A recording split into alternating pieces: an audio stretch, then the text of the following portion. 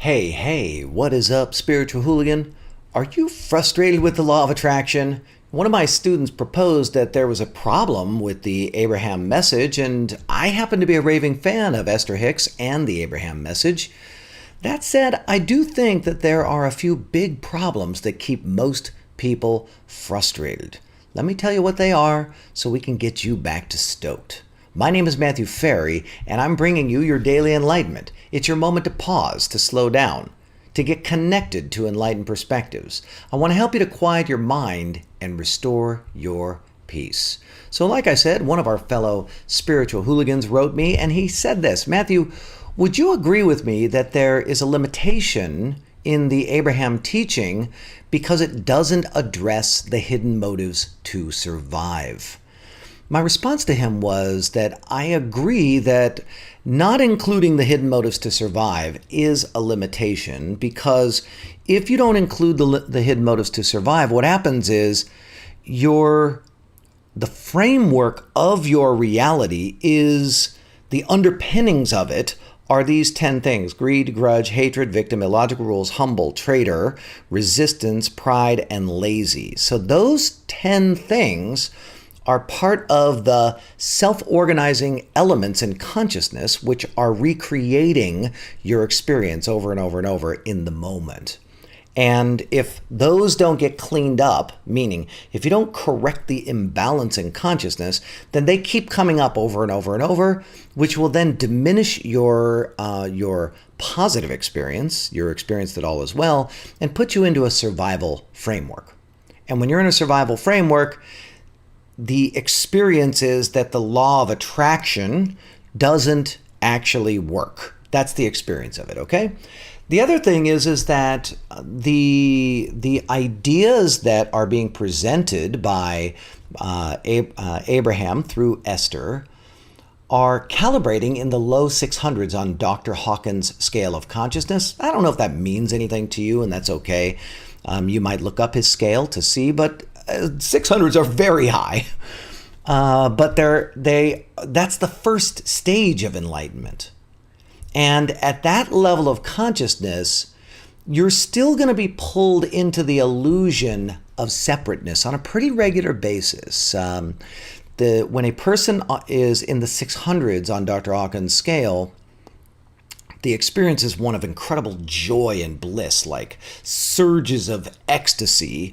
And when you're in this joy and bliss and this surge of ecstasy, really what's happening is you're experiencing, maybe for the first time in your life, that's why it's so ecstasy filled, you're experiencing this incredible alignment, like the aspect of what you are is coming through with incredible alignment, and you see these synergies and things just start happening like crazy. And then awareness comes in and you label it the law of attraction. So one of the limitations is even in this incredible synergized state in the 600s, you experience these fragmented moments where you go, oh, that's me creating that. There's a separateness, a duality, and that immediately makes it disappear. So the moment you say, I'm the one that created that, your synergy, your ability to have things come together actually falls apart, and then you go into this frustrated state. So you're like, oh my God, so great. Oh my God, I suck, I'm terrible. Oh my God, I'm so great. Oh my God, I suck, I'm terrible. Right? Just back and forth and back and forth. And the solution to that is to actually transcend the limitation that is created by this idea that I'm the creator.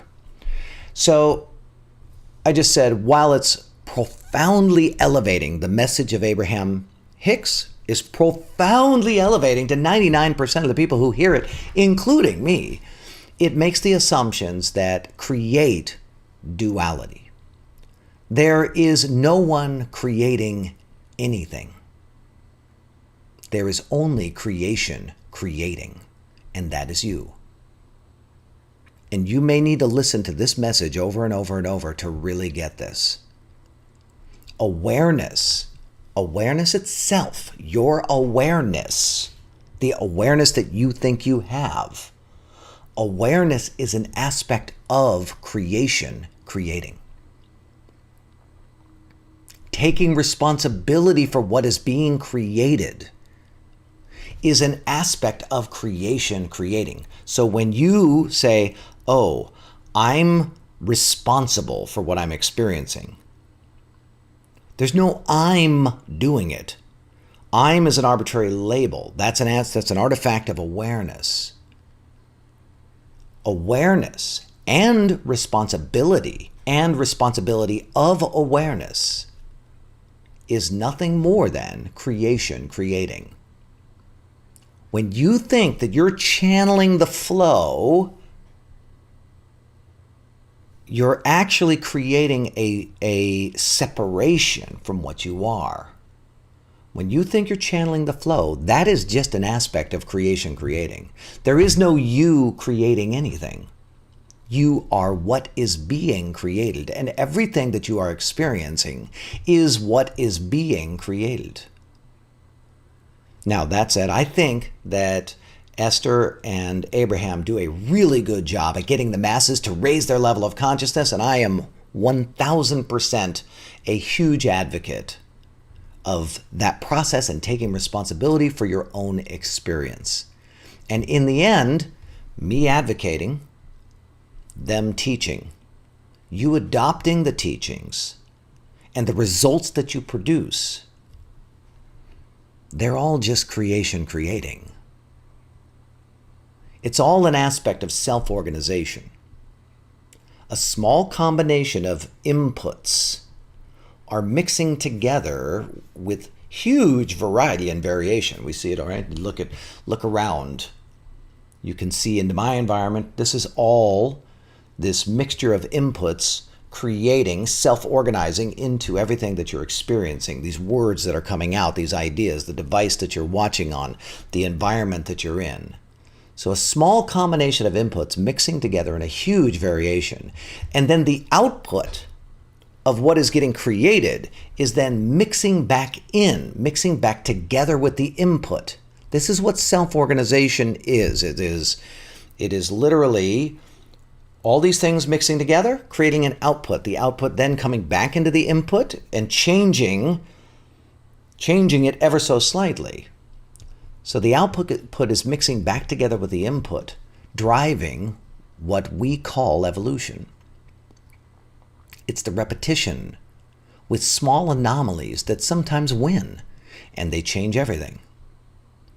So there appears to be a surge of input, you and me, into the equation of humanity that is pushing the creation in the direction of take responsibility for your experience. You are the creator of your experience. You can create. You can have what you want. This is a huge surge of input that is coming. There's a anomalous energy and information cycling through the humanity, and now all of a sudden it's winning, and we are experiencing that winning. This is a lovely, lovely time to be alive. So my question to you is, what's your perspective about the law of attraction, and how do you use it? Leave me a comment. I would love to hear from you. My name is Matthew Ferry, author of Quiet Mind, Epic Life. Make sure that you like this video, you watched it all the way through. Will you share this video, please, with your other fellow spiritual hooligans, and definitely leave me a comment. That's the stuff that tells YouTube that other people should be watching these videos, and together we can spread this message out there into the world. I would really, really appreciate your support in that. If you dig the things that I'm saying, be sure to subscribe to my channel. I keep making videos every single day, or in this case, ripping and putting them as a podcast as well. And I really encourage you to join us over in the Spiritual Hooligan Facebook group. There's a whole bunch of us just like you. We're all just talking and chatting and supporting each other. I'll put the link below. Thanks again for tuning in to this daily enlightenment.